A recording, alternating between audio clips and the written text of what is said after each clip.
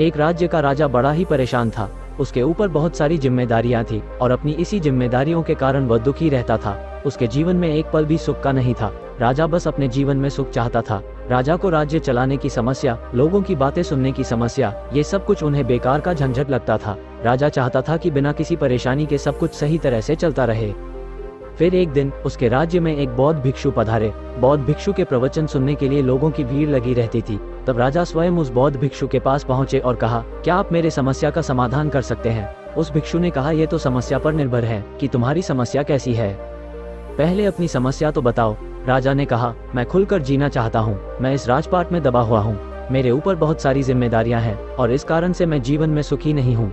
अगर मेरा ये राजपाट नहीं होता, ये जिम्मेदारियां नहीं होती, तो मैं शायद खुश होता, कितना सुखी होता मैं। कृपया मुझे कोई ऐसा मार्ग बताइए जिससे कि मैं इस सारी झंझट से मुक्त हो जाऊं और मैं सुकून से जी सकूं। राजा की बातें सुनकर भिक्षु मुस्कुराए और बोले, ये तो बड़ा आसान है।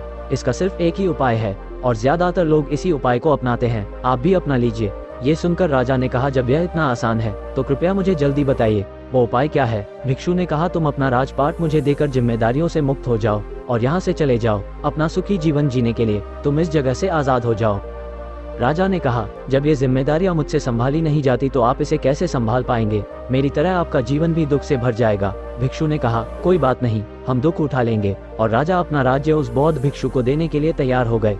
उसने दरबार में सबके सामने भिक्षु का राज्याभिषेक भी किया और खुद उस राज्य को छोड़कर चला गया। जाते समय वह अपने साथ कुछ धन और हीरे जवाहरात लेकर गया था।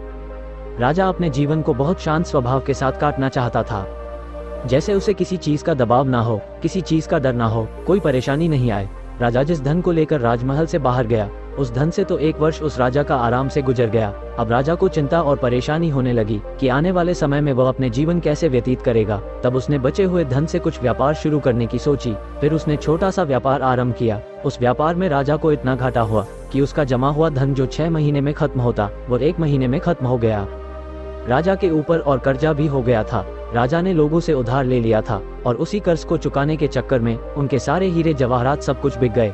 वे सड़क पर आ गए थे। अपने दुखों को देखकर वह राजा इतना चिल्लाया कि ये दुख मेरा पीछा क्यों नहीं छोड़ता है। जिस दुख को दूर करने के लिए मैंने राजपाट सब कुछ त्याग दिया, फिर भी ये दुख मेरे पीछे ही आ रहा है। मैं अब क्या करूं? अब उसके पास खाने के लिए पैसे भी नहीं थे। इसी तरह एक रात वह भूख से तड़प रहा था। तभी उस जगह से एक राज्य की राजकुमारी गुजरी। जब उस राजकुमारी ने राजा को देखा कि राजा भूख से तड़पते हुए उसकी ओर देख रहा है, तो राजकुमारी को उस पर बहुत दया आ गई। राजकुमारी ने उस राजा को भोजन कराया और पूछा कि आप कौन है? राजा ने शर्म के मारे अपने बारे में कुछ भी नहीं बताया। किसी कारणवश राजकुमारी को वह राजा बहुत पसंद आया, तो उनसे कहा कि मैं आपको पसंद करती हूँ, क्या आप मुझसे विवाह करेंगे? मेरे पिताजी एक राजा है और उनके बाद आप ही मेरे राज्य के राजा होंगे। राजकुमारी की बात सुनकर राजा ने सोचा कि यह बहुत अच्छा समय है मेरी गलती सुधारने के लिए। इसके बाद मेरा जीवन आसानी से कटेगा, आराम से गुजरेगा। तो राजा ने हाँ कह दी। दोनों का विवाह हो गया। राजकुमारी के पिता ने एक दिन राजा को बुलाया और कहा, हमने आसपास के सभी राज्य को जीतने का मन बनाया है और हम चाहते हैं कि आप मेरी सेना का सेनापति बनकर ये कार्यभार संभाले। ये सभी राज्य जीतकर हमें तोहफे में दे।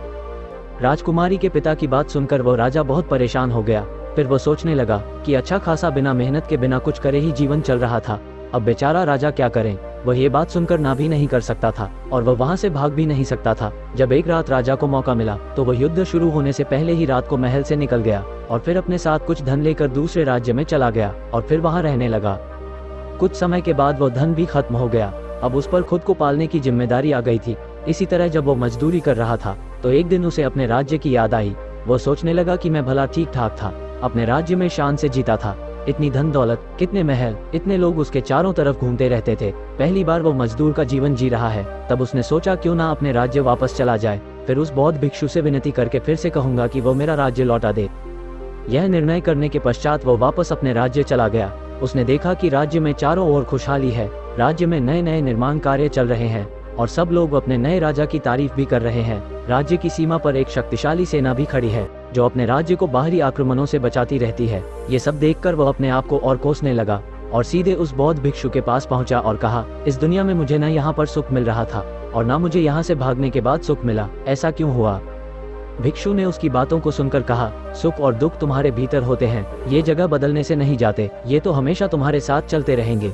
क्योंकि तुम नहीं बदल रहे हो तो तुम्हारे सुख और दुख कैसे बदलेंगे? जो अपनी जिम्मेदारियों से भागते हैं, जिम्मेदारियां उनके पीछे ही भागती है। वो उन जिम्मेदारियों से कभी दूर नहीं हो सकता है, वो उनसे कभी पीछा नहीं छुड़ा सकता है, और जो जिम्मेदारियों को निभाते हैं, उसे समझते हैं, उनकी जिम्मेदारियां ही उनकी शक्ति बन जाती है, और तब उन्हें कहीं भागना नहीं पड़ता।